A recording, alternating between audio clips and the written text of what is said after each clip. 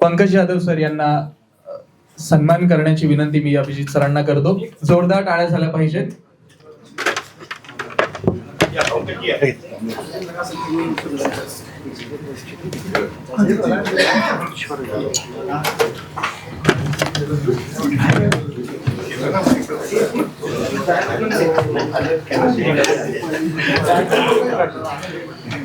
माजी नगरसेवक पंकज यादव यांचा सत्कार सुरू आहे. जोरदार टाळ्या झाल्या पाहिजे मान्यवरांसाठी. त्यानंतर लगेचच मी लक्ष्मी भाटिया मॅडम यांना विनंती करतो.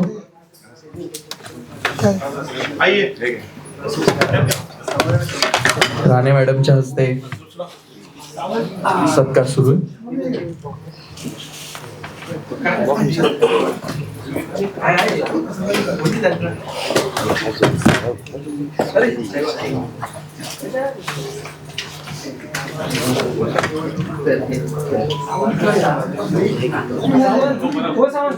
जोरदार टाळ्या झाल्या पाहिजेत मान्यवरांसाठी.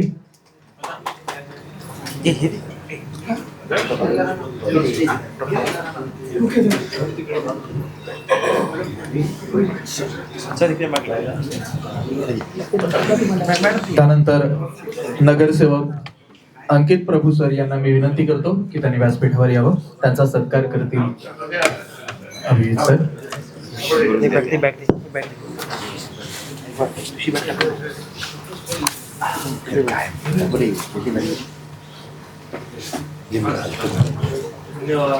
जोरदार टाळ्या झाल्या पाहिजे.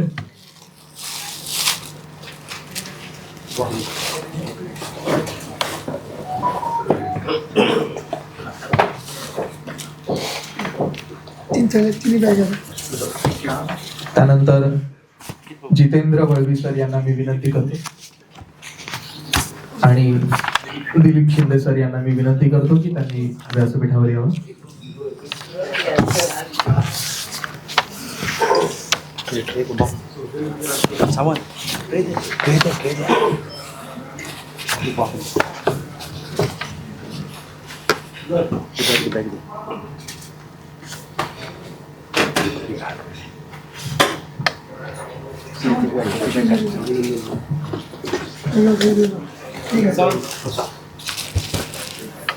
प्रभागातल्या विकासाला साथ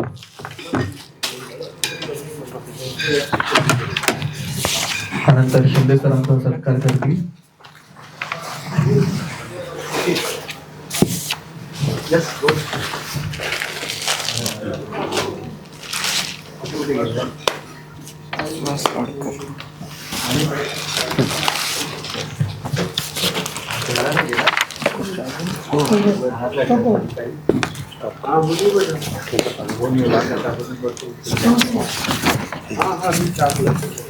त्यानंतर सुहास पाडकर सर यांना मी विनंती करतो.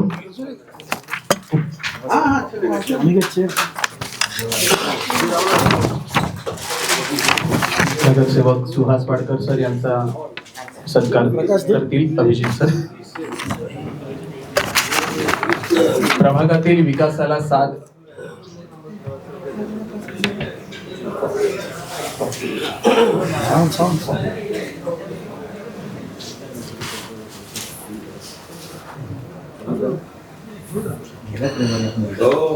जोरदार टाळ्या झाल्या पाहिजे मान्यवरांसाठी. एकीकडे समाजात वादाच्या भिंती निर्माण होत असताना हा संवादाचा पूल अभिजित सरांच्या माध्यमातून इथे जोडला गेलाय आणि सर्व मान्यवरांचं मी इथे पुन्हा एकदा स्वागत करतो.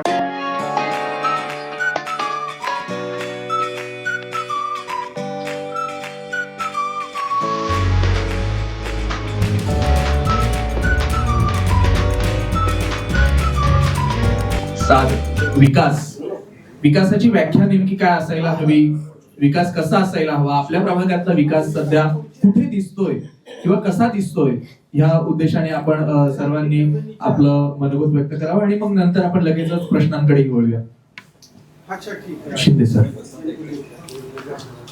मी सर्वप्रथम मुंबई मित्र या संपादक माझे मित्र अभिजित राणे, एक सामान्य घरचं मुलगा एवढ्या मोठ्या पदावर जातो आणि एवढं मोठं नेतृत्व तो करतो, त्याचं मनापासून मी धन्यवाद म्हणतो. त्याचप्रमाणे आपण जे म्हणालात की विकासाच्या कामाची गती, मला वाटतं सगळेच सिनियर नगरसेवक आहेत, त्यात 2च नगरसेवक प्रथम आले, पण त्यांचा अनुभव दांडगा आहे. त्यात अकिनीत प्रभू हे सुनील प्रभूचे चिरंजीव असल्यामुळे त्यांच्या घरी वारसाच असेल राजकारणाचा, आणि त्या वारशामुळे ते बरेच पक्षामध्ये देखील ते पदाधिकारी होते आणि आहेत, आणि त्यांनी देखील महाराष्ट्राचा विकासाच्या संदर्भात बऱ्याच गोष्टीची चर्चा आणि बऱ्याच ठिकाणी जाणं येणं असल्यामुळे राजकारणाचा दांडगा अनुभव आहे. उपमहापौर आमचे वाडकर साहेब यांनी देखील उपमहापौर म्हणून बरेच वर्ष मुंबईच्या विकासामध्ये रस घेतलेला आहे, काम केलेलं आहे. विकास आणि विकासाची माहिती ते देखील देतील आपल्याला. त्याचप्रमाणे वळवी हे माझ्याबरोबर नगरसेवक म्हणून काम केलेलं आहे, आणि काही असेल तरी गोरेगावमध्ये 2 नगरसेवक आले, त्यातले भाटिया आमच्या ताई ह्या भागामध्ये निवडून आल्या, त्यांचाही मी मनापासून धन्यवाद म्हणतो. आणि खास करून विकासाच्या दृष्टिकोनातून काम करताना मी स्वतः गेली 3 वर्ष नगरसेवक म्हणून काम केलेलं आहे. काम करताना आपल्या विभागामध्ये डेव्हलपमेंट कशी, कारण मागे राणेताई आणि यादवसाई ताई म्हणाल्या, साहेब म्हणाले, फेरीवाला झोन, सामान्य पाण्याची व्यवस्था आणि या भागामध्ये डेव्हलपमेंट, हा 3 विषय प्रामुख्याने महत्त्वाचा असतो. आणि त्याच्यातून जवळपास आपण बघत असतो की प्रत्येक ठिकाणी आपल्याला पाण्याचा, फेरीवाल्यांचा आणि इतर विकासाच्या बाबतीमध्ये थोडंसं मागे जावं लागत. पण गेले काही दिवसापूर्वीपासून, म्हणजे काही वर्ष, म्हणजे 1-2 महिन्यापूर्वीपासून मुंबई महानगरपालिकेने ज्या फेरीवाल्यांसाठी आणि आयुक्तांचे आदेश आणि न्यायालयाचे आदेश आल्यामुळे थोडासा फेरीवाल्यांचा प्रश्न खेचला जातोय, मागे घेतला जातोय. फेरीवाले तसे दिसत नाहीत, पण फेरीवाल्यांचा त्रास हा नक्कीच मुंबईकरांना भेडसावतोय, हा आपल्याला समोरच आहे. राहिलेला प्रश्न आहे, नगरसेवक म्हणून हे काम करत असताना फेरीवाल्यांचा असेल किंवा पाण्याचा प्रश्न असेल, पाण्याच्या लाईनी आणि इमारती वाढल्यामुळे मुंबईकरांना पुढे पुढे पाण्याचा प्रश्न सगळ्यांना येणारच आहे. कारण आज जर 2 तास पाणी येत असेल, 4 तास पाणी असेल, तर तो पाण्याचा किती अभाव, म्हणजे किती पाणी मिळतं आहे त्याच्यावरती मुंबई महानगरपालिकेच्या मागच्या वेळेला ज्या सूत्रसंचालन करतात त्यांनी एक शब्द वापरला होता की मुंबईच्या लाईनी ह्या जमिनीचे खाली गेलेल्या आहेत. मला वाटतं वाडकर साहेब त्याच्याबद्दल बोलतील, कारण त्यावेळेला आम्हाला मुंबई महानगरपालिकेला ज्या लाईनी खाली घेतल्या त्या MMRD आणि मला वाटतं यांनी हा मुंबई महानगरपालिकेकडून खालचे म्हणजे रस्ते आणि पाण्याच्या लाईनी ह्या घेण्याचा प्रयत्न केला, पण त्यांना कळलंच नाही की मुंबई महानगरपालिकेच्या लाईनी कुठून गेलेल्या आहेत, त्याच्या खाली वायरी कुठून गेलेल्या आहेत, त्याच्या खाली काय काय गेलेलं आहे.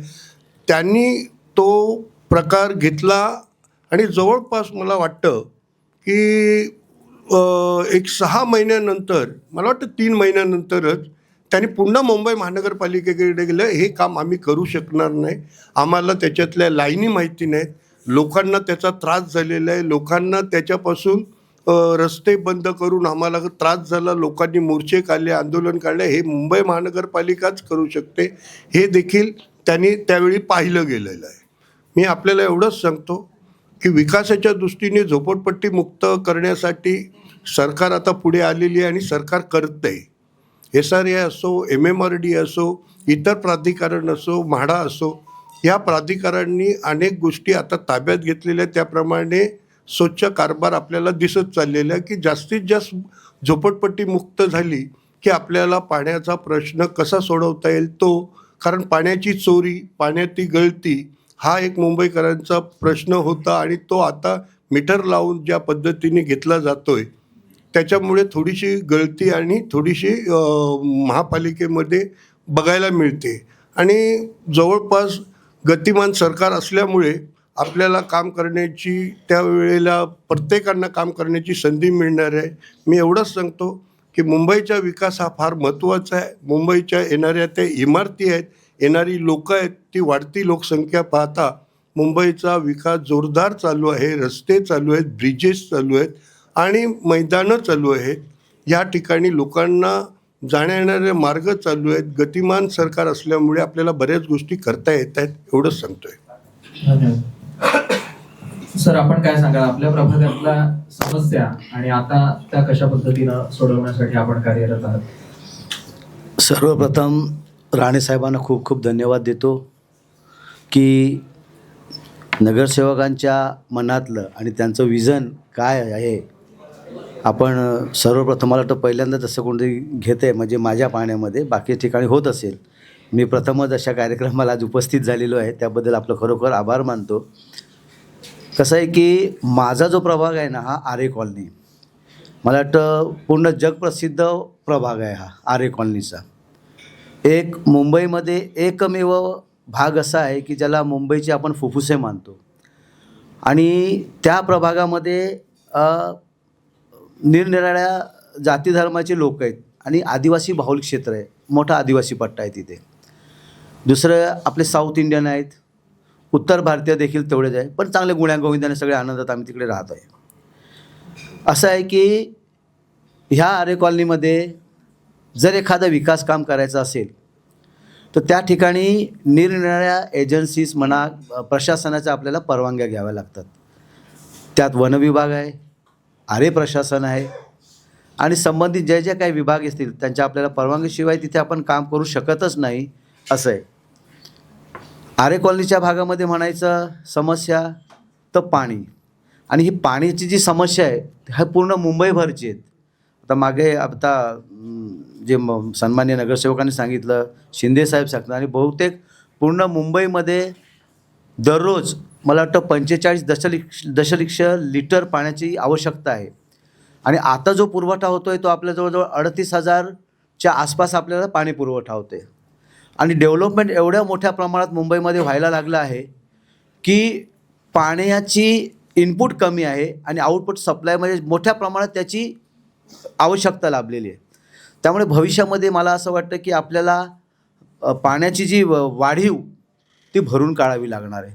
आणि तरच हे खऱ्या अर्थाने पाण्याचा प्रश्न मुंबईचा, माझ्या प्रभागाचा नाही तर पूर्ण मुंबईचा तेव्हाच प्रश्न सुटणार आहे. आरे कॉलनीचा भाग असा आहे की डोंगराळ आहे, सखोल आहे, त्या ठिकाणी बाय ग्रॅव्हिटी डायरेक्ट पाणी जाऊ शकत नाही आहे. काही ठिकाणी मी 2012च्या सुमारास नगरसेवक असताना सुनील प्रभू साहेब त्या टायमाला सभागृह नेते होते, महापौर होते.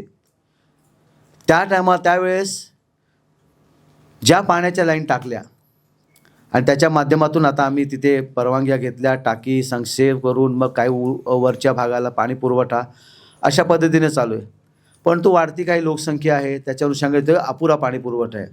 आणि दुसरी गोष्ट आरे कॉलनीमध्ये ही आहे की खूप जुनी, म्हणजे तुळशीवरून जी मेन पाण्याची लाईन येते आहे ना, त्या लाईनमधूनच पाणी सप्लाय होतं. मग त्या जीर्ण झालेल्या लाईन आहेत. मला वाटतं त्या लाईन देखील आपल्याला भविष्यात बदलाव्या लागणार आहे. आणि आरे कॉलनीचा विकास हा असा असायला पाहिजे असं मला वाटतं की ते पर्यावरणाला कोणत्याही प्रकारची बाधा न जाता पर्यावरणाचा समतोल राखून आणि तिथल्या नागरिकांच्या ज्या काही मागण्या आहेत त्या अनुषंगाने विकास करणं गरजेचं आहे. आणि त्या पद्धतीनंच आम्ही त्या ठिकाणी करणार आहोत. धन्यवाद. अंकित प्रोफेसर यांना मी विनंती करतो. सगळ्यात पहिला माझा असा प्रश्न आहे की आता नवनिर्वाचित नगरसेवक म्हणून आपण महापालिकेत गेलेला आहात. प्रशासकीय कामांचा वडिलांमुळे थोडासा जवळकीचा संबंधही असेल, म्हणजे प्रशासकीय कामकाज तुम्हाला माहिती असेल. मात्र आता प्रभागामध्ये कोणती आव्हानं आहेत आणि ती टॅकल करण्यासाठी कशा पद्धतीने तुम्ही काम करत आहात? मी सर्वप्रथम तर अभिजित दादांचे मनपूर्वक धन्यवाद या निमित्तानं व्यक्त करतो. कारण अशा पद्धतीचे संवाद हे निश्चित रूपानं लोकप्रतिनिधींबरोबर झालेच पाहिजेत. कारण जनता जनार्दनजी आम्हाला निवडून देते, ते एका अपेक्षेनं निवडून देते. आणि शेवटी निवडणुकीच्या वेळेला प्रचारादरम्यान आपण आपलं विजन हे जनतेला सांगत असतो आणि त्याच्यावरती विश्वास ठेवून जनता आम्हाला निवडून देते. पण त्याचं पुढे काय झालं आणि त्या विजनवरती आम्ही काम करतो आहे का, किंवा जे विजन आम्ही त्यांना दाखवलेलं ते सत्यात उतरवतोय का, ह्यासाठी देखील अशा प्रकारचे कार्यक्रम झाले पाहिजेत, ज्यात लोकप्रतिनिधींना बोलावून त्यांना आपण दिलेलं विजनची आठवण देखील करून दिली पाहिजे. हे त्यासाठी अशा प्रकारचे धन्यवाद मी या ठिकाणी व्यक्त करतो की अशा प्रकारचे कार्यक्रम हे या ठिकाणी आपण आयोजित करतात. सर्वप्रथम तर मी ज्या वॉर्डाचं प्रतिनिधित्व करतो तो म्हणजे वॉर्ड क्रमांक 54. या वॉर्डामध्ये गोरेगाव स्टेशन हा प्रामुख्यानं पट्टा येतो. गोरेगाव स्टेशनमध्ये अनेक लोक, मग या विभागाचे सर्वच नगरसेवक, यांची सर्वच राहणारे नागरिक हे या गोरेगाव स्टेशनमधून विविध ठिकाणी जाण्यासाठी प्रवास करतात. मग अर्थात गोरेगाव वेस्टला देखील ती व्यवस्था आहे, ईस्टला येऊन आपण ट्रेन्स पकडतो. पण सर्वात मोठा प्रश्न हा गोरेगाव स्टेशनला जेव्हा आपण सायंकाळी बघतो किंवा सकाळी कामाला जाताना बघतो म्हणजे ट्रॅफिकचा आहे. आणि ट्रॅफिक कंजेशन सोडवण्यासाठी जेव्हा मी तिथले आमचे ट्रॅफिकचे जे सिनियर आहेत त्यांच्याशी चर्चा केली, मुंबई महानगरपालिकेच्या काही अधिकाऱ्यांशी चर्चा केली, तेव्हा असं लक्षात आलं की जे बसेस हे त्या ठिकाणी आमचे BMCच्या ज्या बेस्टच्या बसेस आहेत ते बाहेर उभ्या राहतात, त्यामुळे ते ट्रॅफिक कंजेशन होतो. तुम्ही पाहिलं असाल की साईवेज हॉटेलच्या समोर जो काय एक बॉटलनेक बनतो त्यामुळे ते ट्रॅफिक कंजेशन होतं आणि ते सोडवणं देखील सहज शक्य आहे. कारण त्या ठिकाणी आपण कधी कधी बघतो की रिक्षाच्या 3 लाईनी लागतात, एक शेअर रिक्षाची असते, एक सिंगल रिक्षाची असते, पण त्याच्या व्यतिरिक्त देखील अजून एक लाईन लागलेली असते. आणि म्हणून ट्रॅफिकच्या लोकांना सोबत घेऊन, महानगरपालिकेच्या लोकांना सोबत घेऊन जे झालेलं एन्क्रोचमेंट आहे ते थांबवून, जे BSTच्या बसेस रस्त्यांवरती लागतात त्यांना डेपोमध्ये जर आपण सोय करून दिली, रेल्वे स्टेशनमधून येणारा डिरेक्ट ब्रिज जर आपण महानगरपालिकेच्या आमच्या बस डेपोमध्ये उतरवू शकलो तर जे पेडिस्ट्रियन्स क्रॉसिंग करतात रस्त्यावरून त्यांच्यासाठी देखील एक ब्रिज हा बस डेपोमध्ये उतरायला होईल. आणि मला वाटतं जे कंजेशन आहे, मग ते पेडिस्ट्रियन्सचं असेल, गाड्यांचं असेल, बॉटलनेकमध्ये येणाऱ्या जेव्हा बस टर्न घेते तेव्हा 3 लाईन रिक्षाच्या लागल्यामुळे बसला व्यवस्थित टर्न घेता येत नाही आणि मग मागे पूर्ण गाड्यांचं ट्रॅफिक लागतं. तर ते सोडवणं देखील सहज कुठे ना कुठेतरी शक्य आहे. साध्या सोप्या गोष्टी असतात. आता समजा उमया माता मंदिर ते उडपी या ठिकाणी कधी कधी 3 लाईन ट्रॅफिकचे लागतात का, तर मध्ये सेंट्रल मेरिडियन म्हणजे डिवायडर नाही आहे किंवा रेलिंग नाही आहे.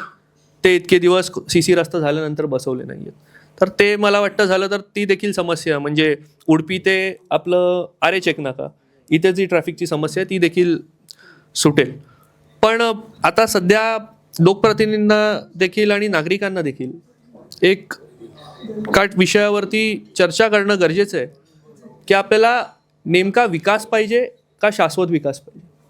कारण पूर्वीच्या काळामध्ये म्हणजे गेले कित्येक वर्ष त्यावेळेला फक्त आणि फक्त विकासाची गरज होती. कारण त्यावेळेला सार्वजनिक शौचालय उपलब्ध नव्हते नागरिकांसाठी. त्यावेळेला चाळवस्ती मोठ्या प्रमाणात होत्या. आता बऱ्यापैकी SRA झाले आहेत, रिडेव्हलपमेंट प्रोजेक्ट आले आहेत आणि बऱ्यापैकी डेव्हलपमेंट देखील आपल्याला गोरेगाव या विभागात पाहायला मिळते. पण आता येणाऱ्या काळामध्ये जो आपल्याला विकास करायचा आहे तो विकास तर असलाच पाहिजे, पण तो शाश्वत देखील असला पाहिजे. कारण येणाऱ्या पिढीला एक चांगल्या पर्यावरणाची देखील गरज आहे आणि तो विकास हा कित्येक काळ यापुढे टिकला पाहिजे त्याची देखील गरज आहे. याचं कारण म्हणजे जेव्हा आपण शाश्वत विकासाकडे पाहतो तेव्हा एखादी इमारत जेव्हा आपण बनवतोय, म्हणजे मी तुम्हाला उदाहरणार्थ अमेरिकेच्या एका ग्रीन बिल्डिंग कॉन्सेप्टचं मी तुम्हाला उदाहरण देतो.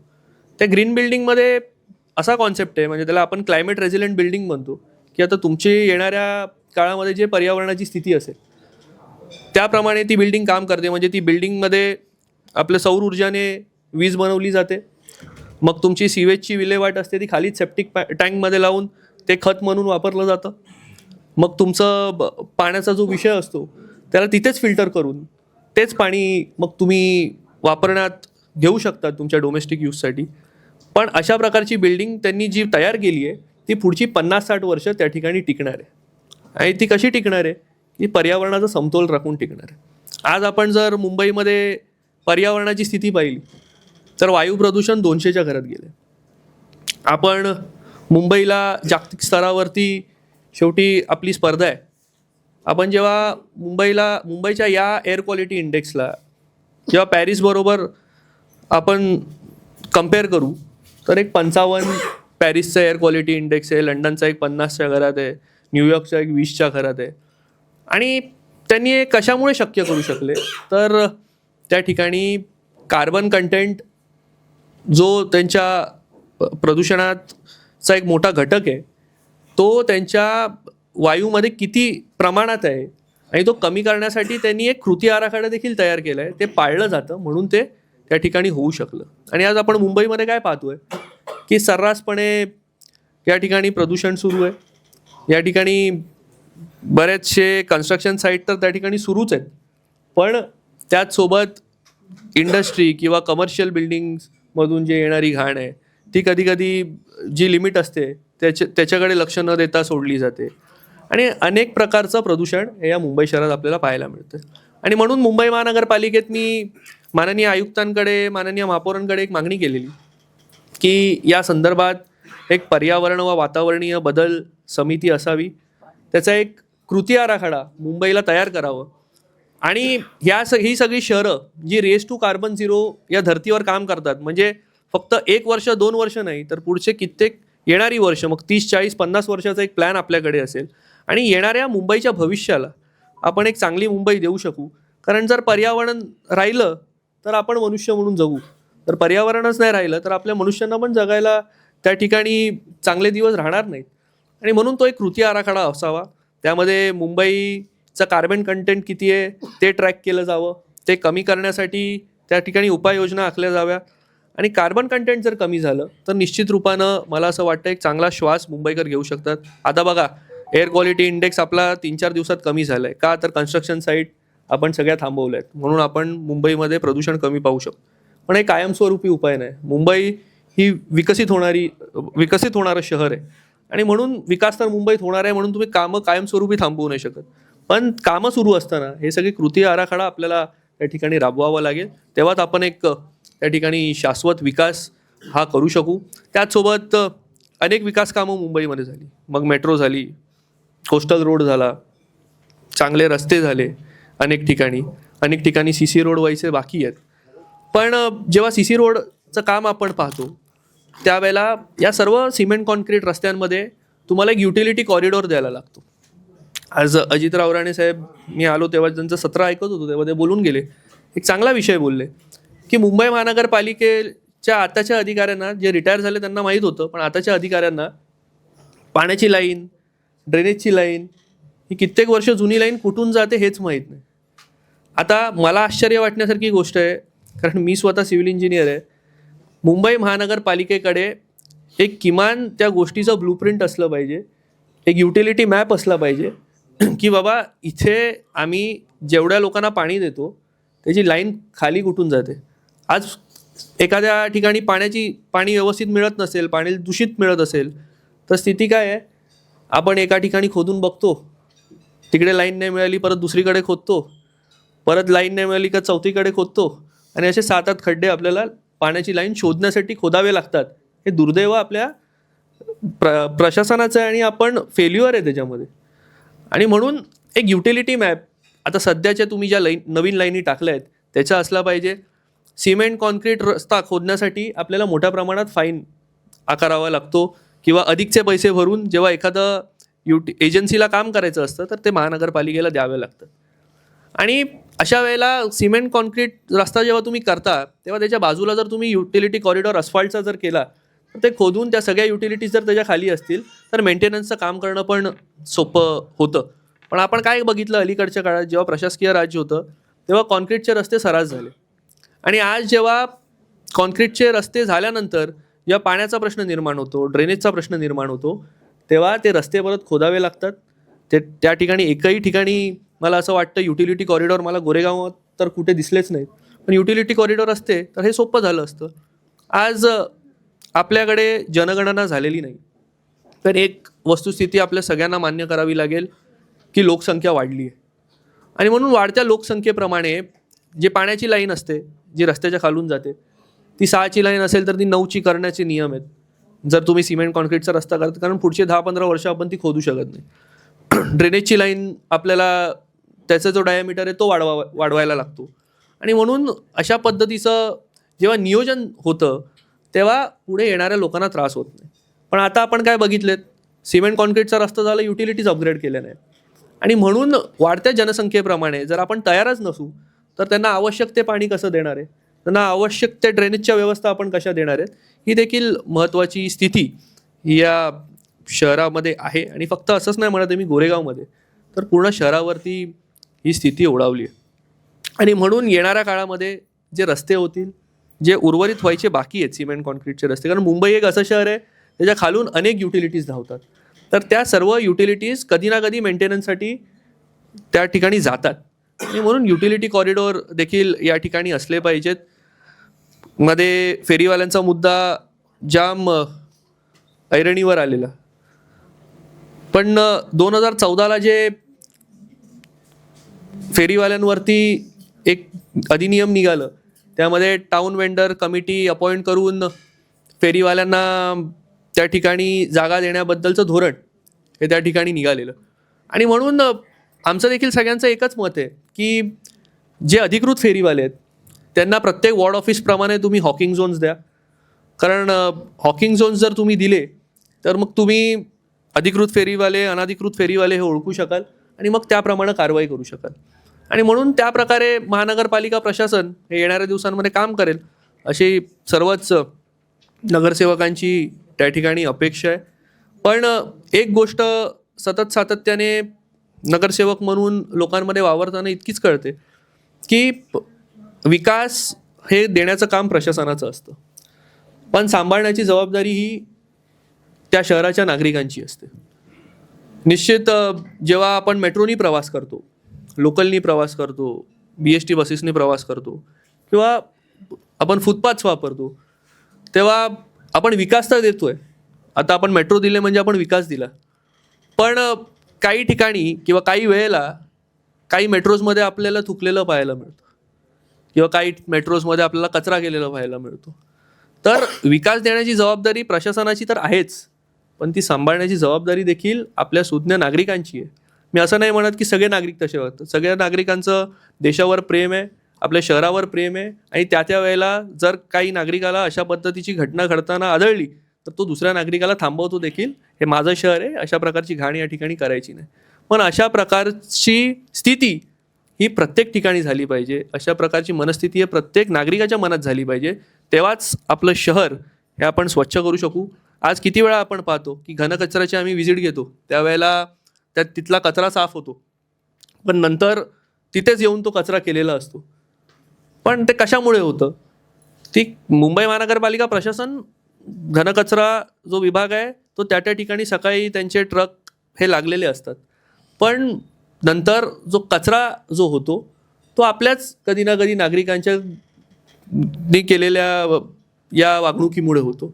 आणि म्हणून अशा प्रकारचे दंड देखील जेव्हा मुंबई महानगरपालिका आकारायला सुरू करेल, ज्याला आपण स्ट्रिक्ट फाईन म्हणतो, त्यावेळेला देखील ही सगळी स्थिती ही कमी होईल. मी जनगणनाचं बद्दल म्हटलं, आज आपली लोकसंख्या वाढली आहे आणि म्हणून त्यानिमित्तानं पाण्याचा प्रश्न हा येणाऱ्या दिवसांमध्ये निर्माण होणार आहे. वळवी साहेब, आपण आरे कॉलनीचा उल्लेख केला, आपण त्यावेळेला लाईनी टाकलेल्या सगळे. मी उदाहरणार्थ आपल्या पी साऊथ वॉर्ड ऑफिसबद्दल बोलीन की गेल्या 10 वर्षापासून या विभागाला जेवढं पाणी मिळतंय ते 60 MLD आहे. आज 10 वर्षानंतर देखील आपण 60 MLD पाणीच देतोय या विभागाला. आणि म्हणून जर लोकसंख्या वाढली असेल तर साहजिक आहे 10 MLDने पाणी आपल्याला येणाऱ्या दिवसांमध्ये वाढवावंच लागेल. आज आपण पाहतो कमर्शियल बिल्डिंगला पाणी आहे, जिथे कमर्शियल बिल्डिंग्स आहेत त्यांना पाणी आहे, पण चाळवस्तीतल्या आमच्या लोकांना पाणीसाठी वंचित राहावं लागतं. चाळवस्तीच्या लोकांमध्येच्या पाणी जेव्हा आपण त्यांना सप्लाय करतो त्यावेळेला प्रेशर कमी असतो किंवा कधी कधी दूषित पाणी येतं. पण जोपर्यंत आपण हा कोटा 10 MLDने वाढवत नाही, मग निश्चित अनेक प्रोजेक्ट त्या ठिकाणी आकारावे महानगरपालिकेला लागतील. मग ते डिसॅलिनेशनचा प्रोजेक्ट आहे जो आम्ही आमच्या वचननाम्यात टाकलेला, म्हणजे समुद्राचं पाणी जे खारट आहे त्याला गोड करून ते वापरण्यात यावं, त्यासाठी एक प्रोजेक्ट मुंबई महानगरपालिका करते, ते आमच्या वचननाम्यामध्ये होतं. मला असं वाटतं की आता नाल्यांचं पाणी थांबवून त्यामध्ये त्या पाणीमध्ये रिसायकलिंग करून ते पाणी आपण कशा पद्धतीनं रिसायकल करून ते वापरू शकतो, त्यासाठी देखील एक प्रोजेक्ट माझ्याच वॉर्डामध्ये कामा इस्टेट या भागामध्ये होतं, त्याची देखील पाणी मी गेल्या आठवड्यात केलेली. आणि म्हणून जेव्हा अशा प्रकारे करून नवीन धरणं बांधून आणि असे प्रोजेक्ट आपण करून जेव्हा आपण पाण्याची संख्या ही येणाऱ्या दिवसात वाढू, तेव्हा मला असं वाटतं की वाढत्या लोकसंख्येला ही आपण पाणी देऊ शकू आणि त्याच प्रकारे ड्रेनेजच्या बद्दल पण तीच स्थिती आपल्याला आकारावी लागेल. पण लोकसंख्येप्रमाणे आपल्याला विकास हा करावा लागेल. फक्त विकास करून उपयोग नाही तर शाश्वत विकास देखील करावा लागेल. आणि मला खात्री आहे की आता असलेले जेवढे मग युवा नगरसेवक असतील, नवीन नगरसेवक असतील, ज्येष्ठ नगरसेवकांची साथ आम्हाला आहे. नगरसेवक हा आपल्याला लोकांची मदत करताना, लोकांची सेवा करताना या सगळ्या विषयी दिसतच असतो. पण 1888चा कायदा ज्याच्याप्रमाणे मुंबई महानगरपालिका चालते, त्या कायद्याचा वापर करून सभागृहात जनतेच्या हिताचे देखील प्रश्न त्या नगरसेवकांनी मांडले पाहिजे, जेणेकरून जर पॉलिसी नवीन या मुंबई महानगरपालिकेत आल्या तर निश्चित मुंबईकर जनतेचा विकास हा निश्चित रूपानं होईल, अशी मान्यता घेऊन मी आज समाजामध्ये काम करतो. धन्यवाद. निश्चितच आपण जसं म्हणालात की विकासाला वाव आहे, मुंबईसारख्या शहरामध्ये विकासाला वाव आहे, विकास करायला हवा आहे, प्रत्येकाचंच म्हणणं आहे. मात्र आपण जेव्हा विकासावरती बोलत असतो, जसं आपण म्हटलंय की प्रभागातल्या विकासाला साथ, तसा नागरिकांचा सुद्धा त्याला प्रतिसाद मिळायला हवा, नागरिकांची सुद्धा मदत मिळायला हवी. मॅडम, आपण काय सांगाल आपल्या प्रभागाबद्दल, आपल्या प्रभागातल्या समस्या? आणि आपण जेव्हा समस्यांबद्दल बोलत असतो त्यावेळी वेगवेगळ्या पद्धतीच्या आपल्याला समस्या आपल्या या मुंबईमध्ये पाहायला मिळतात. नुकतंच जेव्हा आता अंकित प्रभू बोलत होते तेव्हा मला एक गोष्ट सुचली की विधानसभेमध्ये आताच आरोग्यमंत्र्यांनी असं सांगितलं की मुंबईतलं वाढतं प्रदूषण जे इतकं आहे की 97% रुग्ण, कॅन्सरचे रुग्ण हे फुफ्फुसाचे कॅन्सर ते 97% आहेत मुंबईमध्ये. निमोनिया. तर अशा वेळी प्रदूषण रोखणं हे आपल्या पुढचं सगळ्यात मोठं आव्हान आहे. आणि ते आव्हान आपण कशा पद्धतीने पेलणार आहात आणि आपल्या प्रभागाचा विकास कशा पद्धतीने करणार आहात? सर्वप्रथम आम्हा सर्व नगरसेवकांसाठी मुंबई मित्रच्या माध्यमातून आमचे दादा अभिजित राणे साहेब यांनी जो प्लॅटफॉर्म आम्हाला दिला आहे त्याबद्दल दादांचे खूप आभार व्यक्त करते. आमच्यासारख्या कार्यकर्त्यांना जेव्हा लोकप्रतिनिधी म्हणून निवडून देतात तर लोकांच्या अपेक्षा असतात की आमच्या प्रभागात चांगल्या पद्धतीने काम व्हायला पाहिजे. नगरसेवक म्हटलं की वॉटर, गटर, मीटर ह्या 3 प्रश्नांसाठी नगरसेवक हा उपलब्ध असतोच. पण प्रत्येकजण आपल्या प्रभागात काय नाविन्यपूर्ण काम करू शकतो यावर सगळ्या नगरसेवकांचा भर असला पाहिजे. कारण नाल्यांच्या समस्या, पाण्याच्या समस्या ह्या तर आहेतच, त्या आपल्याला सोडवायच्याच आहेत. पण मुंबईच्या विकासासाठी आपल्या काय करता येईल यासाठी संपूर्ण जे 227 आणि वरचे अजून 10 जे आलेले आहेत नगरसेवक, त्या सगळ्यांची जबाबदारी आहे. सर्वपक्षीय नगरसेवकांची जबाबदारी मुंबईच्या विकासामध्ये प्रत्येकाचा खारीचा वाटा असायला हवा. आणि प्रत्येक नगरसेवक त्या पद्धतीने कामाला लागलेले आहेत. कुठल्याही पक्षाचं राजकारण न करता तिथे मुंबईच्या विकासासाठी बोललं जातं सभागृहात, हे बघून मला अत्यंत आनंद वाटला. आणि आपण जे बोललात की प्रदूषण, तर माझा विभाग प्रभाग क्रमांक 56 80% स्लम एरिया आहे आणि त्याला डेव्हलपमेंटसाठी आता थोडी गती मिळालेली आहे. जे विकासक आहेत ते थोडं आपल्या मनमर्जीने काम करत असल्यामुळे लोकांना धुळीचं जे साम्राज्य विभागात आहे त्याच्यावरती कसा वचक बसवता येईल याच्याकडे माझं स्वतः लक्ष असतं. कारण काम करत असताना जेव्हा त्या स्ट्रक्चर्स पाडले जातात त्याची धूळ, माती अशी आजूबाजूच्या स्लममध्ये पसरत असते. आणि स्लम छोटा असल्यामुळे जागा जास्त नाही आहे, छोट्या छोट्या गल्ल्या आहेत, तिकडे हवा येण्यासाठी कुठेच जास्त जागा नसल्यामुळे लोकांना त्याचा त्रास होतो आहे. तर त्या विकासकांना आम्ही स्वतः असं सांगितलेलं आहे की बाबा, तुम्हाला जेव्हा काम करायचं आहे तर प्रत्येक गोष्टीचे नियम पाळून तुम्ही इकडे काम करा. विकास तर आम्हाला देखील हवा आहे, पण लोकांना त्रास देऊन विकास नको आहे. सर्वसामान्य जी जनता आहे, रोजचं काम करून आपलं घर चालवणारी जनता विभागात आहे. कोणी मोठ्या घरातली लोकं नाही आहेत, आम्ही देखील सर्वसामान्य घरातूनच आलो आहे. त्यामुळे त्या सगळ्या समस्यांपासून त्या समस्यांची जाण आम्हाला आहे. शिवसेनेच्या माध्यमातून गेली 22 वर्ष त्या प्रभागात मी काम करते. शाखा प्रमुख म्हणून 11 वर्ष काम केलं. आता जनतेने आशीर्वाद दिला, नगरसेवक म्हणून चांगलं काम करण्याची संधी दिली. तर नक्कीच माझ्या प्रभागातला एक सर्वात मोठा विषय हा रिडेव्हलपमेंट आहे. आणि इतक्या वर्ष लोकांना फसवून तिकडचा विकास अनेक राजकारण्यांनी रोखलेला आहे. त्यामुळे माझ्या कारकिर्दीत माझी अशी इच्छा आहे आणि माझी त्या वेने प्रयत्न असतील की सुरुवात तरी कामांची व्हावी आणि लोकांना चांगल्या घरात जायला मिळावं, स्वतःच्या हक्काच्या घरात जायला मिळावं. कारण वर्षानुवर्ष हा मुंबईतला चाकरमानी आपल्या दिवसभराच्या कामातून जेव्हा घरी येतो तर त्याला त्या नाल्यातून, गटारातून, गल्ल्यांमधून, अंधारातून घरी यावं लागतं. त्याच माझ्या मुंबईतल्या आणि माझ्या वॉर्डमधल्या लोकांसाठी माझी ही खूप तळमळीची आणि खूप प्रायोरिटी बेसवर पहिली हे असेल, कामाचा प्रयत्न असेल की रिडेव्हलपमेंट आणि SRA प्रोजेक्टवरती जास्त भर देऊन लोकांना चांगलं घर कसं देण्यात येईल. त्याचबरोबर स्वच्छता आहे. आता महानगरपालिकेच्या माध्यमातून अनेक चाळ्या आहेत ज्या आमच्याकडे, जिथे घंटागाडी वगैरे ते सगळं चालू आहे. पण त्याच्या वेळा व्यवस्थित करून कसं सुटेबल वातावरण लोकांसाठी झालं पाहिजे. त्यामुळे जे कचऱ्याचे ढीग, कचऱ्याचं साम्राज्य जे बाहेर आहे ते थोडं कमी होईल याच्याकडे माझं लक्ष आहे. स्वच्छता आहे. पाण्याचा प्रश्न जसं आता आपले सगळेच नगरसेवक सांगतात आहे, पाणी मुंबईला म्हणजे आपल्या गोरेगाव विभागासाठी ज्या पाण्याचं प्रमाण हवं आहे, प्रत्येक वॉर्डसाठी जे हवं आहे ते आत्ता पाणी तेवढं मिळत नाही आहे. कारण आता डेव्हलपमेंट वाढते आहे, उच्चभ्रू सोसायट्यांना पाणी चांगल्या जास्त पद्धतीने मिळतं आणि आमच्या स्लम विभागातील नागरिकांना पाण्याचा तुटवडा सहन करावा लागतो. तर महानगरपालिकेला वारंवार त्या पद्धतीने जाब विचारून आम्ही त्या पाण्यावरती तोडगा काढण्याचा प्रयत्न करत आहोत आणि नक्कीच पुढच्या येणाऱ्या वर्षात या सगळ्या समस्यांना आळा घातलेला असेल.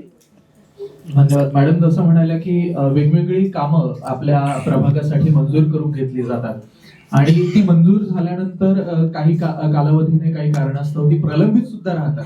अशा वेळी ती प्रलंबित राहिलेली कामं पुढे चालू ठेवण्यासाठी किंवा त्याचा फॉलोअप तुम्ही कशा पद्धतीने आता घेताय? आता जरी तुम्ही माजी नगरसेवक असलात तरी आता मॅडमच्या माध्यमातून तुम्ही ते काम पुढे नेत आहात आणि आता आपल्या प्रभागातली अशी कोणती कामं आहेत जी मागे झाली नाही पण आता ती पुढे सुरू आहे आणि आपल्या प्रभागाचं सध्या तुम्हाला दिसणारं विजन म्हणजे मागचा तुमचा एक अनुभव आणि आता पुढे 5 वर्षानंतर तुम्हाला हवा असणारा तुमच्या प्रभागातला बदल हा कसा दिसतोय?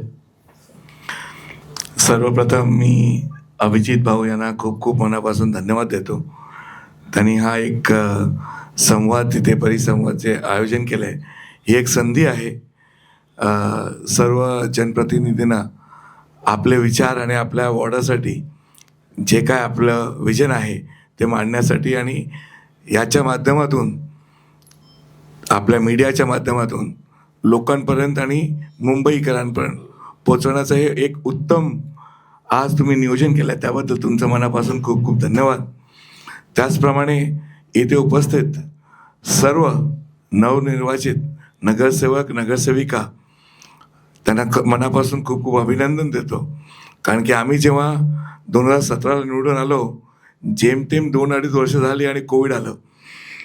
कोविड संपेपर्यंत आमचा कार्यकाल संपला आणि मग त्याच्यानंतर जे पुढचे 4 वर्ष होती जवळपास ते आम्ही अनधिकृत नगरसेवक म्हणून होतो.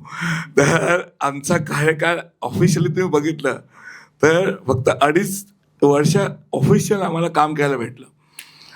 पण तुम्हाला नक्कीच सांगेन, कुठल्याही वॉर्डची आयडियल वॉर्ड आपण काय म्हणतो, कुठल्याही वॉर्डला जिथे पाणी, रस्ते, इल्लिगल हॉकिंग, इल्लिगल पार्किंग, आरोग्य, तिथे शिक्षण, स्कूल्स काय आहेत आपल्या BMCच्या, त्याच्या योजना काय आहेत, या सगळ्या गोष्टी आणि सर्वात महत्त्वाचं स्लम रिडेव्हलपमेंट. कारण की स्लममुळे भरपूरशा बेसिक एम्युनिटीज तिथे आपल्याला भेटत नाही.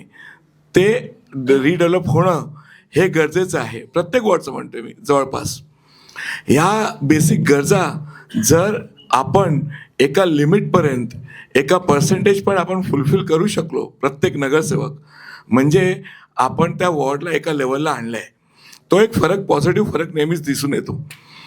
आता माझा जो प्रभाग आहे वॉर्ड नंबर 72, तो पाणीचा जो सप्लाय आहे त्याच्याहून शेवटच्या टप्प्याला आहे. म्हणजे भौगोलिक दृष्टीने आमच्या प्रभागाला सर्वात लो प्रेशरने पाणी भेटतं. कारण की सगळ्यांना पाणी देत देत देत देत जेव्हा येतं तर शेवटी आमच्या प्रभागाला येतं. म्हणजे जेव्हा पण थोडीफार लेवल वरती खाली झाली की आमच्या वॉर्डमध्ये सर्वात जास्त बोंबाबोंब. आणि दुर्दैव आहे आमचं की आमच्या वॉर्डला 3ही सप्लाय आहे. सकाळचा सप्लाय आहे, दुपारचा सप्लाय आणि संध्याकाळचा सप्लाय आहे. म्हणजे बोंबाबोंब पूर्ण दिवसाभरात असते. तर जेव्हा हे आम्ही निवडून आलो, जेव्हा हे आम्हाला आढळलं, तर आम्ही विचार केला की शॉर्ट टर्म ठीक आहे, आपण काहीतरी लॉंग टर्म गोल्स केले पाहिजे. म्हणजे आजपासून 5-10 वर्षानंतर हे आपल्याला काहीतरी परमनंट सोल्युशन आपण त्याच्यावरती व्यवस्था आपण उभारली पाहिजे. म्हणून आम्ही अंकितला तर माहितीच असेल, ते ट्रॉमा जंक्शन आहे, तिथून आम्ही एक 18 इंचाची लाईन टाकली जोगेश्वरी सव्वेपर्यंत. आणि मग ते सकाळचा सप्लाय आणि दुपारचा सप्लायसाठी. तसंच आम्ही गरवारे अंधेरीला आहे, तिथून ते अंधेरी स्टेशनपर्यंत आम्ही 12 इंचाची लाईन टाकली. मध्ये मोगरापाड्याला आम्ही 12 इंचाची लाईन टाकली असे. आणि नटवरनगर रोड नंबर 1 तो आमचा भागाचा, तिथे एक आम्ही 6 इंचाची लाईन टाकली.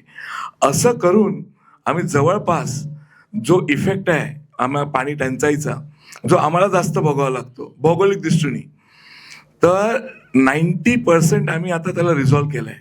म्हणजे 90% पण ह्या सगळ्या योजना करून, म्हणजे या योजना करायला आम्हाला म्हणजे 2017-18 पासून जे सुरुवात झाली, काही तर गेल्या वर्षी रिइन्स्टेट झाले, म्हणजे ॲक्टिवेट झाल्या. म्हणजे जवळपास 7-8 वर्ष फॉलोअप करून ते आम्ही ॲक्टिवेट केल्या. तर जवळपास 90% झालं आहे. 100% नक्कीच नाही झालं, 10% राहिलं आहे. तर 10%वरती आम्ही नक्कीच त्याचं नियोजन करतो आहे. काही ठिकाणी आम्हाला क्रॉस कनेक्शन करायचे आहे, 1-2 ठिकाणी ते करतो आहे आम्ही. आणि एका ठिकाणी आम्हाला नवीन एक 36ची लाईन रिप्लेसमेंट करायची आहे आपला, तर सेंट मेरी शाळेच्या इथून अंकित, तर सेंट मेरी शाळा आहे तिथे, त्या तिथून एक 36ची लाईन आम्ही रिप्लेसमेंट करायला घेतली आहे. तर असं करून आम्ही एक नियोजन करतोय की पाण्याचा जो टंचाई आहे स्पेसिफिकली आमच्या भागाला, ते आम्ही त्याचं सोल्युशन काढायचा प्रयत्न करतोय. मग दुसरा प्रश्न येतो पाण्याला घेऊन अजून एक गोष्ट म्हणतो, हे तर माझा विभागाचं झालं. पण मुंबईमध्ये सगळ्यांना माहिती असेल, पाणी रिक्वायरमेंट पर दिवसाला 4500 MLD लागतं, मिलियन लिटर्स पर डे लागतं. आणि आपल्याला पाणी मुंबईला किती सप्लाय होतं? जवळपास 3900. म्हणजे तुम्ही हे गृहीत धरून चला, दररोज 700 MLD हा शॉर्टेज आहे. म्हणजे पूर्ण मुंबईचं म्हणतोय मी. 700 MLD जेव्हा शॉर्टेज आहे, म्हणजे कुठे ना कुठे दररोज पाणी टंचाई होणार. कारण की कधी या एरियाला देणार, कधी या एरियाला पाणी देणार, कधी त्या एरियाला पाणी देणार, कुठे ना कुठे पाण्याची टंचाई असणार. जे भाग किंवा जे वॉर्ड्स पाणीच्या सोर्सपासून जवळ आहेत त्यांना कमी त्रास असतो, कारण की पहिलं पाणी सप्लाय त्यांनाच होतो. जे भाग लांब आहेत सोर्सपासून किंवा उंचीवरती आहेत त्यांना जास्त त्रास होतो. आता हे 700 MLD कसं भरून काढायचं हा एक मोठा प्रश्न आहे. प्लस येणाऱ्या काळात ज्या वेगाने आपल्या मुंबईमध्ये रिडेव्हलपमेंट्स होत आहेत आणि डेव्हलपमेंट्स होत आहेत, वेगवेगळे प्रोजेक्ट्स, फक्त बिल्डिंग्स म्हणत नाही आहे, मग ते मेट्रो असेल किंवा कोस्टल रोडचं एक्सटेन्शन असेल, तर सगळ्या कमर्शियल सगळ्या गोष्टीचं, तर आपल्याला पाणी अजून लागणार आहे. तर मला माहीत नाही की तुम्हाला ठाऊक असेल प्रोजेक्ट चालू आहे. तर जेव्हा हे आढळलं, तर हे 2022ची गोष्ट सांगतो, तेव्हाचे आमचे पालकमंत्री मंगलप्रभात लोढाजी होते. त्यांना मी पत्र लिहिलं की हे या गोष्टी माझ्या प्रभागामध्ये होत आहे आणि या गोष्टीला मला माझ्या प्रभागामध्ये एअर पोल्युशन मशीन जसं आपण बसवतो, ज्याचे की फिल्टर करून आपल्याला इम्प्युअर एअर फिल्टर करून प्युरिफाईड एअर आपल्याला सप्लाय करेल, असं मला बसवून पाहिजे. आणि आम्ही ते बसवून घेतलं 2 वर्ष अगोदर आणि ते ऑपरेशनल आहे आता. ते आपलं ते जंक्शन आहे त्याच्या खालीच, तिथे ट्रॅफिक पोलीस आहे, तिथेच आपण बसवून घेतलं आहे आणि ते ऑपरेशनल आहे. हे सांगण्याचं तात्पर्य असं आहे की क्रेडिट घ्यायचा प्रश्न नाही आहे, हे आपण प्रत्येक वॉर्डमध्ये असं उभारलं पाहिजे सगळ्यांनी मिळून. म्हणजे हे आपलं धोरण असलं पाहिजे. तसंच आमचं जोगेश्वरी स्टेशन, जसं तुम्हाला गोरेगाव स्टेशन लागतो तसं आम्हाला जोगेश्वरी स्टेशन लागतं. जोगेश्वरी स्टेशनला जर तुम्ही बघितलं असेल तर तिकीट विंडो भरपूर हाय आहे. आपलं रेल्वेचं धोरण काय आहे? एस्केलेटर अपवर्ड आहे, एस्केलेटर डाऊनवर्ड नाही आहे. तर आता जेव्हा हे एस्केलेटर जेव्हा आपण बसवून घेतलं म्हणजे वरती जाण्यासाठी सरकते जिने, तर प्रश्न असा येतो की मग एवढा हाईटवरून गरोदर महिला, सिनियर सिटीजन, दिव्यांग कसे उतरतील? कारण की जायला एक्सिलेटर आहे, खाली उतरायला नाही. मग आम्ही स्वतः जाऊन DRMला रिक्वेस्ट केली की आमच्या प्रभागामध्ये आमच्या जोगेश्वरी पूर्वेला, कारण की भरपूर लोक जोगेश्वरी पूर्वेपासून ट्रॅव्हल करतात ट्रेननी, तर तिथे आम्हाला लिफ्ट बसवून दिली पाहिजे. आणि तुम्हाला माहिती असेल आता जे ट्रॅव्हल करत असेल तिथून किंवा तिथून जात असतील तर तुम्ही बघत असाल आता गेल्या 1 वर्षापासून तिथे लिफ्ट ऑपरेशनल आहे. आम्ही लिफ्ट बसवून घेतली तिथे आणि लिफ्ट आता तिथे ऑपरेशनल आहे आणि या सगळ्या समाजाच्या लोकांना भरपूर फायदा होतोय. त्याच अनुषंगाने आपल्याला एक कम्युनिटी सर्व्हिस म्हणून 2018-19ला आम्ही एक CSR फंड 1 CRचा हिंदुस्थान लिव्हरकडून घेतला आणि आमच्या प्रभागामध्ये आम्ही एक सुविधा सेंटर उभारलं, जिथे ग्राउंड फ्लोअरवरती सिनियर सिटीजन, फर्स्ट फ्लोअरला महिलांसाठी, सेकंड फ्लोअरला पुरुषांसाठी असं टॉयलेट आपण उभारलं. 38 सीटर आम्ही टॉयलेट उभारलं. त्याच्या ग्राउंड फ्लोअरमध्ये आम्ही वॉशिंग मशीन्स इंट्रोड्यूस केल्या, आम्ही पिण्याचं पाणी इंट्रोड्यूस केलं. वरती टेरेसवरती आम्ही रिसायकलिंग प्लांट बसवला. आत्ता हल्ली सोलार पण बसवला तिथे. हे जेव्हा आम्ही प्रकल्प राबवत होतो, 1 करोड CRचा जो प्रकल्प होता हिंदुस्थान लिव्हरचा, याच्याने कोविडमध्ये तिकडच्या जवळपास 3,500 फॅमिलीजला, फक्त माझ्या वॉर्डच्या नाही, आजूबाजूच्या सर्व वॉर्डच्या जिथे आहेत, आम्हाला लागून जे वॉर्ड्स आहेत त्यांना भरपूर फायदा झाला. कारण की त्या सुविधा सेंटरमध्ये आपल्याला ते जवळीक येण्याची गरज नाही आहे, म्हणजे एवढं स्पेस आउट होतं ते.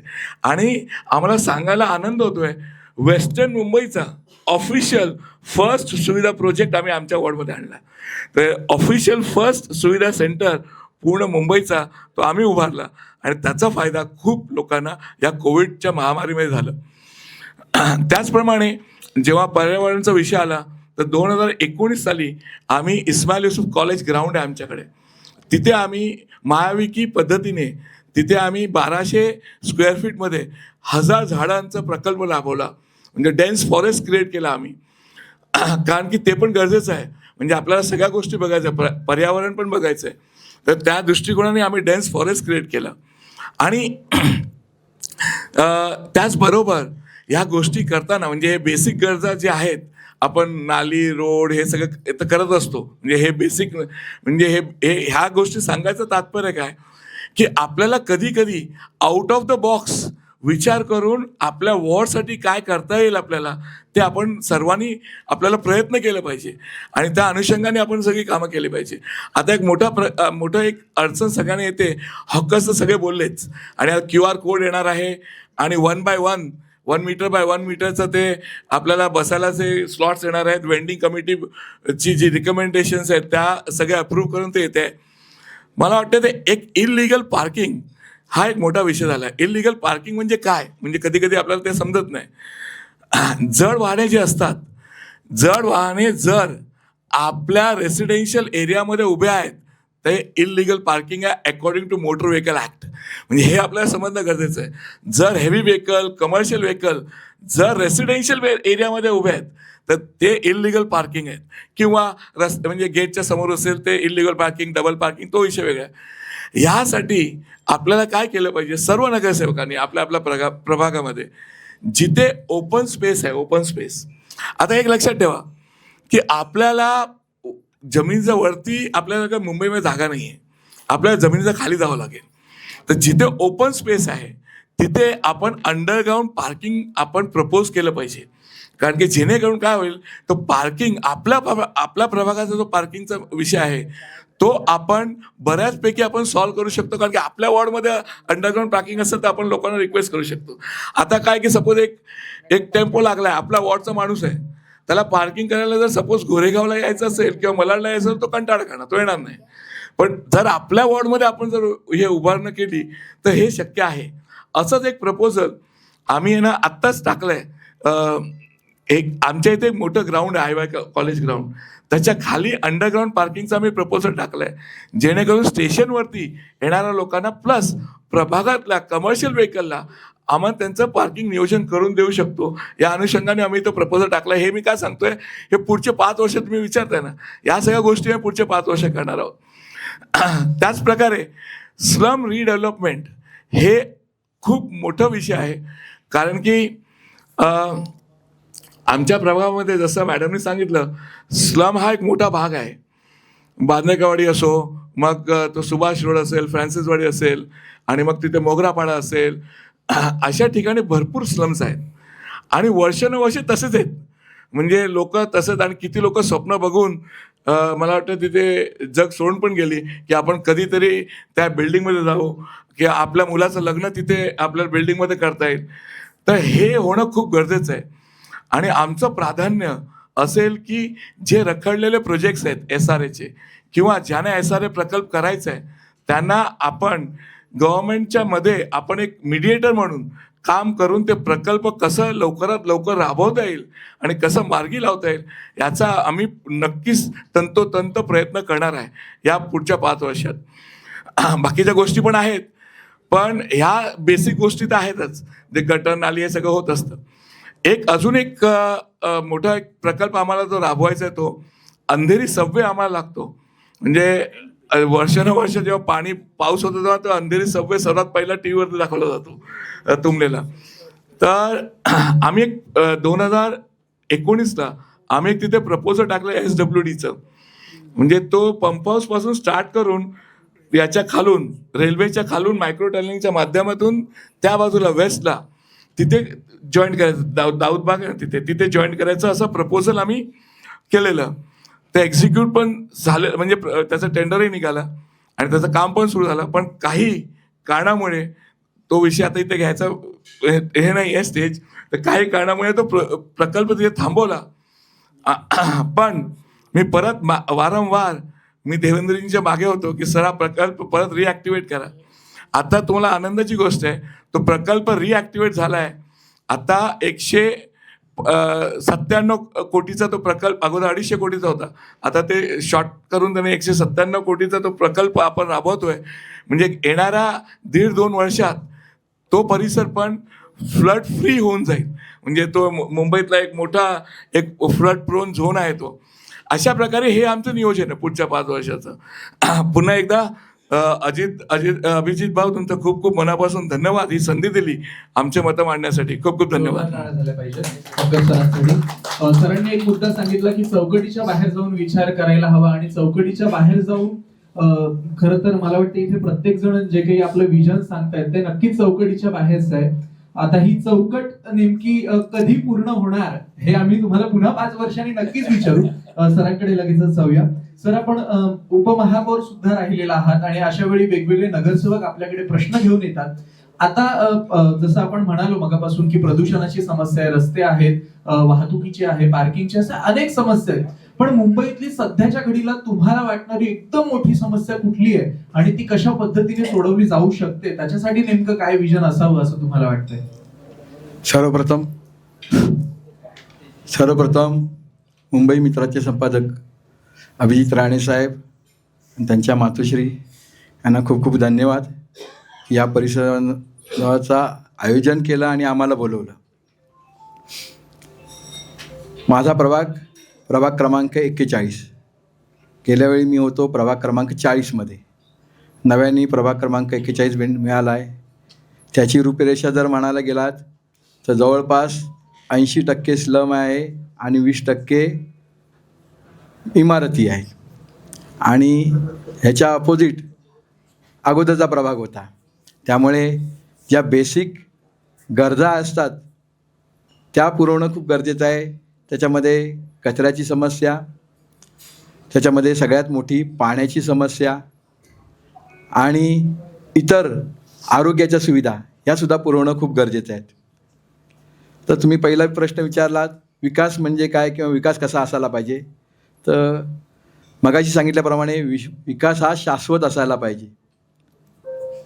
आता जो विकास चालला आहे खरंच जोरदार चालला आहे, परंतु माझ्या प्रभागाचा विचार केला तर ओबेरॉयपासून आपण फिल्म सिटीपर्यंत जातो, तिथे टनेलचं काम चालू आहे, तिथपर्यंत जर आम्ही विचार केला तर आम्हाला विकास हा आमच्या घरातून स्टेशनला यायला 1 तास उशीर लागतो, हा आमचा विकास झाला आहे. म्हणजे आम्हाला खूपच त्याच्या अडचणीवर मात करायला लागते आहे. रस्ता हवा, ब्रिज हवं.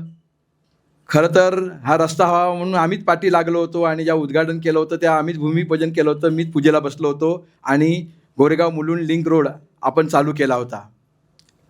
परंतु आजची परिस्थिती बघितल्यानंतर तिथे एवढं प्रदूषण असतं की बघायला नको. आणि मगाशी सांगितल्याप्रमाणे आत्ताचे 3-4 दिवस जे सगळीकडे जे काम थांबवलं आहे त्याच्यामुळे आज गेलात तर तुम्हाला ते प्रदूषण दिसणार नाही.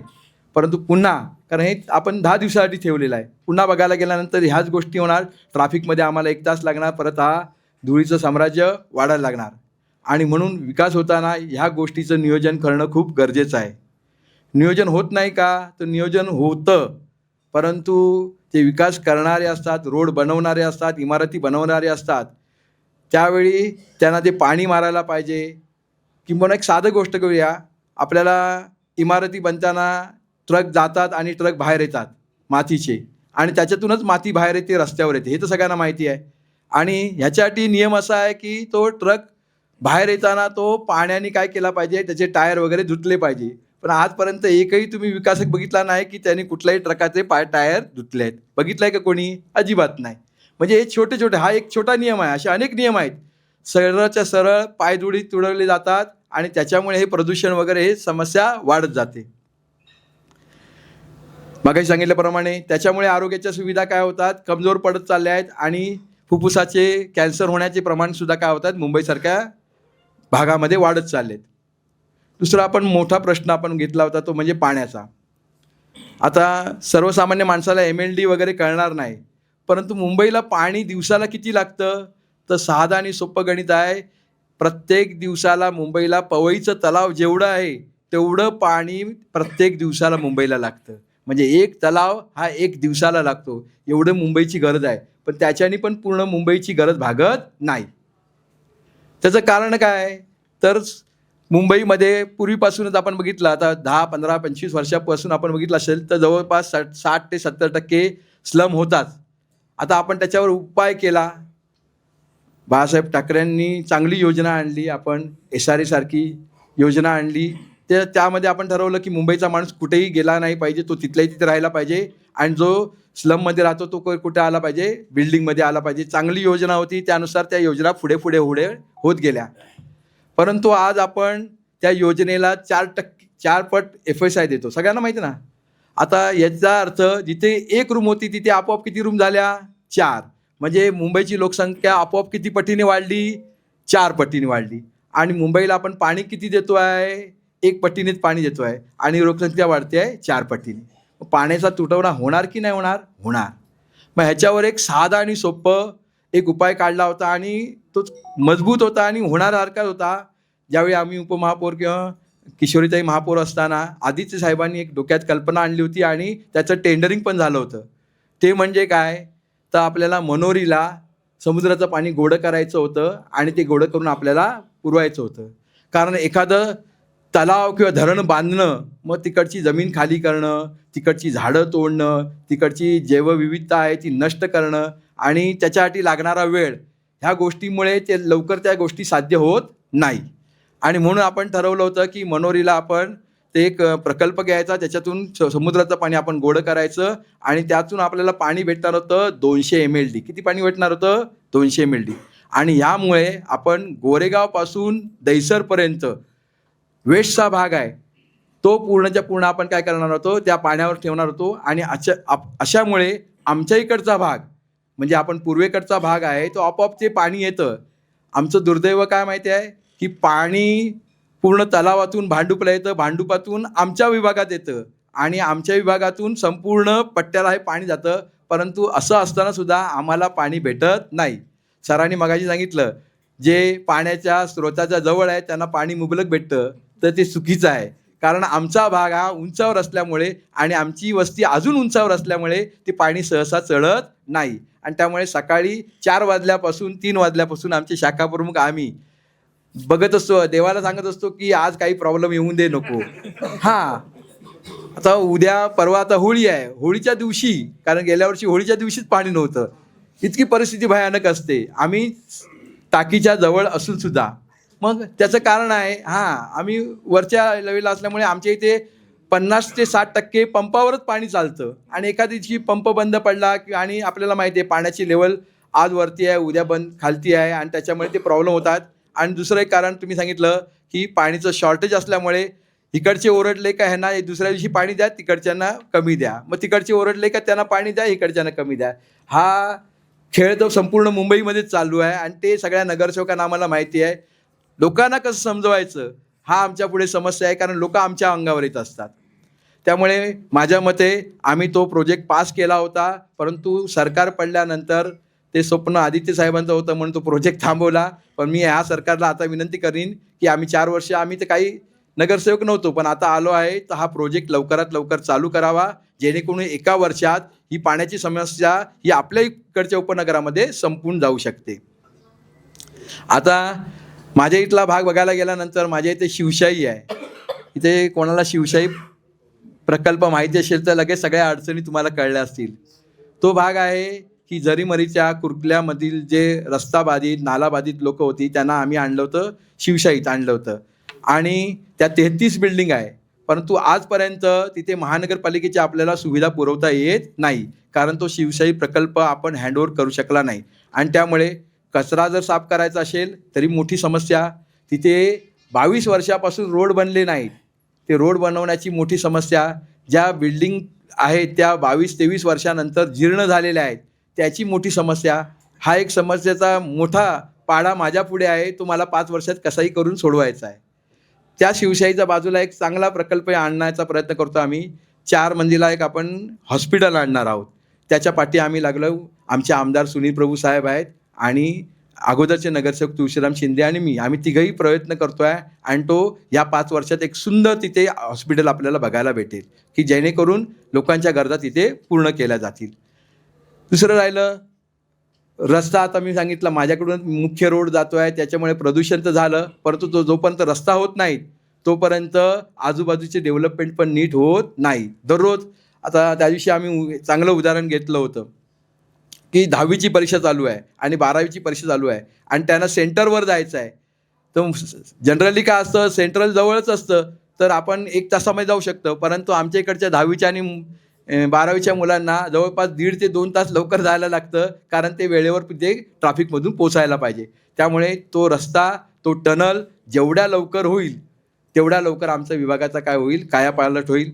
दुसरं माझ्याकडे आहे BMC कॉलनी आणि ती साधी छोटी नाही आहे, तर जवळजवळ 43 एकरची आहे आणि त्यामध्ये सुद्धा आम्ही प्रभूसाहेबांच्या माध्यमातून महानगरपालिकेच्या मागे लागलो आहोत की ती सुद्धा लवकरात लवकर डेव्हलपमेंट करायची आहे. पण ती पण डेव्हलपमेंट करताना प्रत्येक माणसाला हे घर भेटलंच पाहिजे, त्याला हक्काचं घर त्याला भेटलंच पाहिजे, हे धोरण आमचं असणार आहे आणि ते सुद्धा आम्ही लवकरात लवकर करण्याचा प्रयत्न हे सुरू झालेला आहे.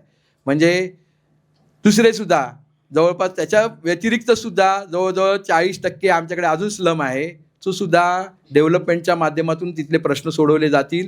आणि जे रस्ते आहेत, दुसरं तुम्ही आता सांगितलात की रस्ते आपण करतो आहोत, CC रोड करतो आहे. मुळात आम्ही ज्यावेळी बैठका घेतल्या होत्या त्यावेळी ठरवलं होतं की CC रोड हा शाश्वत विकासाचा कार्यक्रम होऊ शकत नाही, कारण ज्यावेळी आपण CC रोड करतो त्यावेळी संपूर्ण शहराला कॉन्क्रीटचं जंगल करतो आहे आणि त्यामुळे प्रदूषणचा आपण विचार केल्यानंतर सूर्याची जी किरणं असतात ती डायरेक्ट जमिनीत जाण्याच्या ऐवजी ते कशावर पडतात, CC रोडवर पडतात, बिल्डिंगवर पडतात आणि आपोआप त्याचं टेम्परेचर काय होतं, वाढतं आणि आपोआप मुंबई शहराचं तापमान 3 ते 4% असंच वाढणार आहे. हे आपल्याला कधी जाणवतं, मे महिन्यामध्ये आणि एप्रिल महिन्यामध्ये जाणवतं की आपल्याला लाही होते. त्याचं कारण अचानक वातावरणीय बदल तर आहेच, पण त्याचं कारण काय आहे की आपण जे जंगलामध्ये राहत होतो ते आता आपण कॉन्क्रीटच्या जंगलामध्ये राहिलं आहे, माती ही राहिलीच नाही आहे.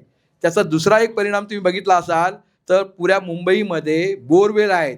आता बोरवेल सगळेजण करतात, कशाला, पिण्याचं पाणी असतं ते पियायला भेटतं, मग काय होतं आपल्याला ते पुरत नाही, मग बाकीच्या गोष्टीसाठी आपल्याला बोरवेल पाहिजे. त्यामुळे प्रत्येक सोसायटीमध्ये तुम्हाला बघितलं असाल तुम्ही बोरवेल केला आहेत, पण गेल्या 3-4 वर्षापासून बघितलं असाल तर डिसेंबर आणि जानेवारीमध्येच बोरवेल आटायला सुरुवात झाली आहे, सगळीकडेच झाली आहे. त्याचं कारण काय, भूगर्भामधलं पाणीसुद्धा काय होतं, कमी होत चाललं आहे.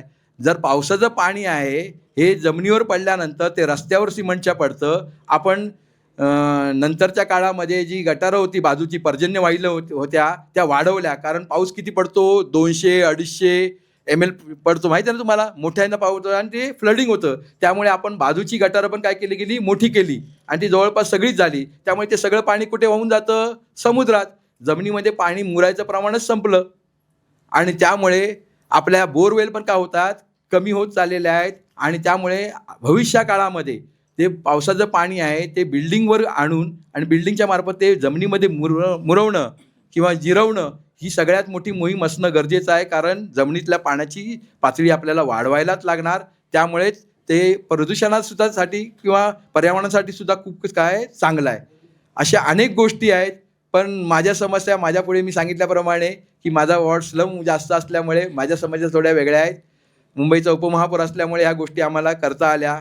सरांनी मगाशी सांगितलं की आमचा कार्यकाल 2.5 वर्षात होता. नाही, आमचा कार्यकाल 5 वर्ष होता. कारण कोविडमध्ये सुद्धा प्रत्येक दिवशी आम्ही कुठल्या कुठल्या हॉस्पिटलमध्ये जात होतो आणि प्रत्येक रुग्णाची तुम्ही पण सेवा करत होतात. त्यामुळे आपला कार्यकाल हा 5 वर्षाचा होता. हा, पण नंतरचे 4 वर्ष आमचे खूप वाईट गेले. त्यामुळे तो 5 वर्षाचा कार्यकाल आमचा केला, पण 4 वर्ष नंतर आमचे अतिशय वाईट गेले.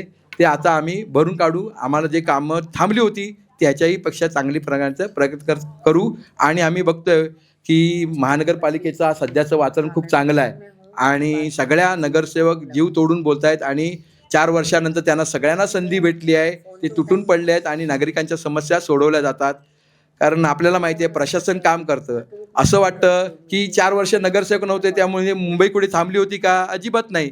मुंबईला पाणी भेटत नव्हतं का? भेटत होतं. रस्ते बनत नव्हते का? बनत होते. सगळ्या गोष्टी चालत होत्या.